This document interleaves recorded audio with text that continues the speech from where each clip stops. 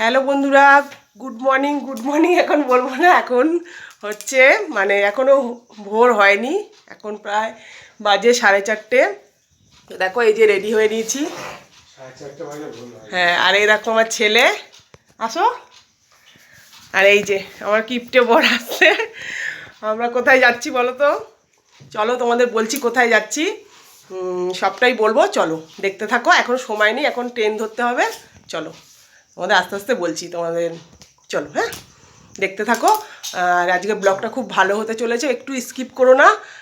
কোথায় যাচ্ছি কি না সবটাই পুরোটাই তোমাদের সাথে শেয়ার করব।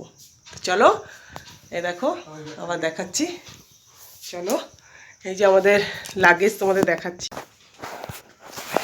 তো দেখো বন্ধুরা, বেরিয়ে পড়েছি একদম ভোরবেলা, দেখতে পাচ্ছ সবাই ঘুমাচ্ছে। আর এই দেখো রাস্তা দেখো, পুরো ফাঁকা রাস্তা। আর এই দেখে দেখো আমার হাজব্যান্ড, আমার ছেলে এই যে ব্যাগ নিয়ে যাচ্ছে। তো চলো আমরা যাচ্ছি হচ্ছে দীঘায়, দেখতে পাচ্ছ আমার মুখটা, দীঘায়, তাও আবার লোকাল ট্রেনে। তো আমরা যাচ্ছি দীঘায়, তাও আবার লোকাল ট্রেনে। তো চলো তোমাদের সাথে পুরোটাই শেয়ার করবো কীভাবে যাচ্ছি না। আমরা প্রথমবার যাচ্ছি, একদম ফার্স্ট টাইম। আমরা নিজেরাই জানি না কি কোথায় কি ট্রেন আছে, বুঝতে পেরেছো?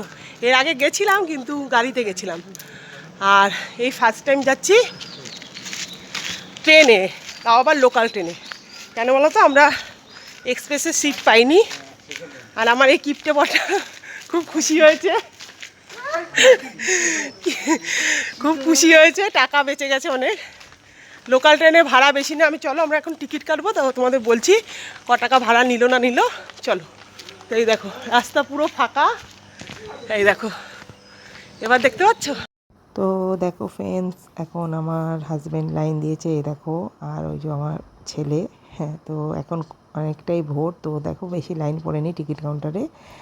তো দেখো এখন মানে টিকিট কাটা হচ্ছে, তো খুবই সস্তা বলতে পারো। মানে হাওড়া থেকে দীঘা খুবই সস্তা, মাত্র 45 টাকা করে পার হেড লোকাল ট্রেনে। কিন্তু এক্সপ্রেসে মোটামুটি ভাড়া বেশি আছে।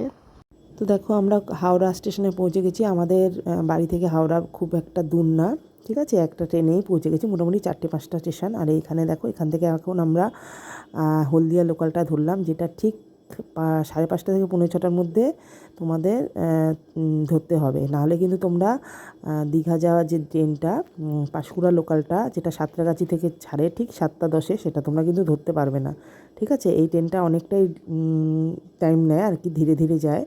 তাই বলছি তোমরা চেষ্টা করবে হাওড়া স্টেশনে মোটামুটি 5:30টার মধ্যে ঢুকে যাওয়ার। আর এখান থেকে দেখো, তো যেতে যেতে দেখতে পাচ্ছি এখন বন্দে ভারত, এটা পুরীর উদ্দেশ্যে রওনা হচ্ছে। কিন্তু আমরা তো যাচ্ছি দীঘার, তাও আবার লোকাল ট্রেনে। তো এই দেখো আমরা মোটামুটি এখন 7:10 বাকি এরকম, আমরা সাঁতরাগাছি স্টেশনে পৌঁছে গেছি।